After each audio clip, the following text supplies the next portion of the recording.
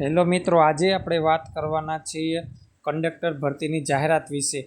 હાલમાં જ એક ન્યૂઝ વણ્યા છે કે દિવ્યાંગ ઉમેદવારોની કંડક્ટરની ભરતી થવાની છે, જે 571 જગ્યાઓ પર ભરતી કરવામાં આવશે, જેના ફોર્મ ટૂંક સમયમાં જ ભરવાના ચાલુ થશે.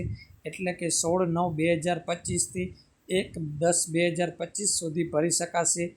આ ભરતી 12 પાસ ઉપર કરવામાં આવશે, જેના માટે જરૂરી પુરાવા 12 pass, base, conductor base, licence અને ફર્સ્ટ એડ સર્ટી જોશે. જે કોઈ દિવ્યાંગ ઉમેદવાર હોય તેને આમાં ખાસ ફોર્મ ભરવું જોઈએ.